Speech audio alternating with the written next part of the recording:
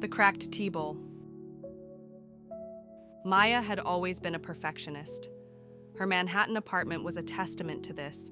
Every surface gleamed, every line was straight, every color carefully coordinated. As a successful graphic designer, she lived in a world of precise measurements and flawless presentations. But today, something felt different as she stared at her reflection in the spotless bathroom mirror. The promotion she'd worked toward for 3 years had gone to someone else. Her latest relationship had ended because, as David put it, "You make me feel like I'm living in a museum instead of a home." Even her houseplants seemed to judge her, their leaves perfectly arranged but somehow lifeless. That afternoon, seeking solace, Maya wandered into a small tea shop in Chinatown she'd never noticed before. The elderly Japanese owner, Tanaka-san, moved with deliberate slowness as he prepared her green tea. His weathered hands, marked with age spots and fine scars, handled each utensil with reverence. "Beautiful cup," Maya commented, admiring the ceramic bowl he placed before her. Tanaka-san smiled softly. "This bowl is over 200 years old. See here?" He pointed to a golden line that zigzagged across the surface like lightning frozen in time. It was broken once, badly. Maya traced the golden crack with her finger. "You had it repaired?" "In Japan, we call this Kintsugi, golden repair. But more than repair, it is transformation." He settled into the chair across from her. "The crack is not hidden, it is celebrated. The bowl is more beautiful now than when it was perfect." As Maya sipped her tea, Tanaka-san continued, "You seem troubled, young lady. In your country, you try to hide the broken things, throw them away, replace them. But we believe the cracks are where the light gets in." Over the following weeks, Maya found herself returning to the tea shop.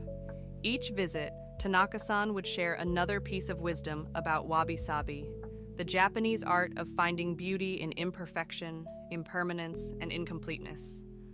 "Look at this flower," he said one rainy Tuesday, gesturing to a single cherry blossom in a simple vase. "It will die tomorrow. Does this make it less beautiful, or more precious because its time is brief?" Maya began to see differently. She noticed how the worn wooden floor of the tea shop had a warmth that her polished marble couldn't match. The slightly lopsided handmade pottery held tea that tasted better than anything from her pristine china set.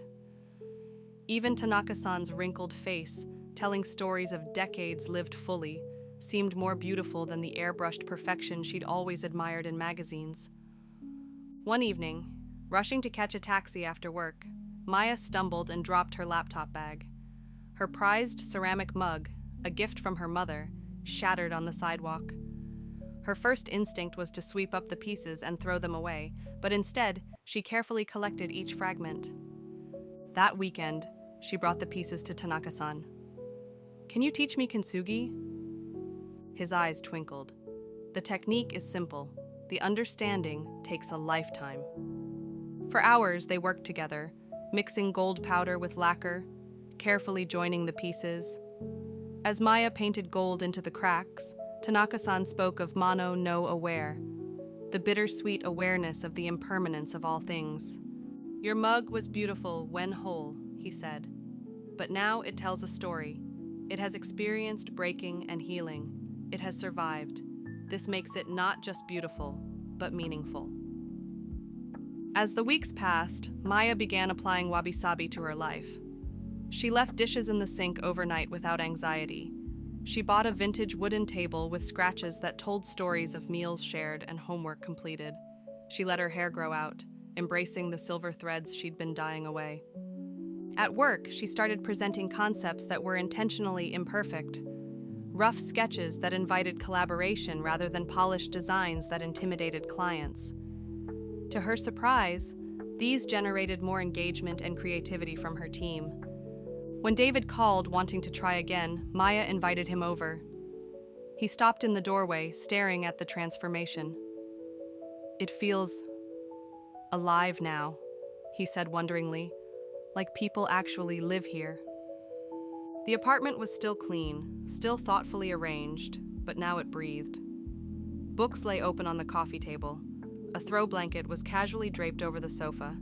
Fresh flowers, not perfect roses, but wildflowers with bent stems, filled a mason jar on the windowsill. "I'm learning about Wabi-Sabi," Maya explained, showing him the golden-veined mug. "It's about finding beauty in imperfection." David picked up the mug, running his finger along the golden seams. "It's stunning, more interesting than if it had never broken."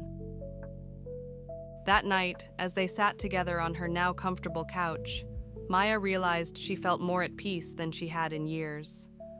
The promotion she'd lost had gone to someone who needed it more. The relationship that had ended had taught her what love shouldn't feel like. Even the pain of recent months had served a purpose. It had cracked her open so the light could get in. Months later, Maya opened her own design studio, specializing in spaces that celebrated imperfection and authenticity. Her business card featured a simple drawing of a cracked bowl with golden lines, and underneath, Maya Chen Design, where broken becomes beautiful. On the day of her studio opening, Tanaka-san arrived with a gift, a small ceramic bowl with an intricate web of golden cracks. "For your new beginning," he said, "remember, Wabi-Sabi is not about accepting less. It is about seeing more. The cracks in your life, they are not flaws to hide. They are the places where your light shines through." Maya placed the bowl on her desk, where it caught the afternoon sun. The golden lines sparkled like veins of treasure, and she understood that she too had been broken and mended. Not repaired to her original state, but transformed into something more beautiful, more resilient, more real.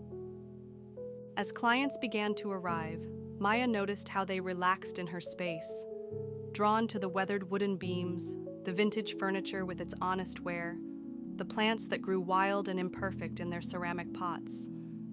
They didn't come seeking perfection anymore. They came seeking authenticity. And in the corner, the golden cracked tea bowl caught the light, a quiet reminder that sometimes the most beautiful things are those that have been broken and chosen to heal, not by hiding their scars, but by making them shine.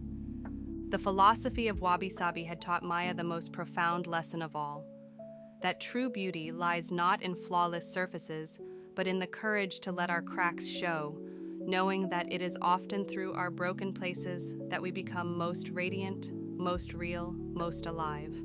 In embracing imperfection, she had finally found perfection, not the sterile kind she'd once pursued, but the warm, breathing, golden-veined perfection of a life fully lived, fully felt, and fully human. If this made you pause, think, or feel a little more human, don't forget to like, subscribe, and share with someone on their own journey. Let's build a wiser world, one thought at a time.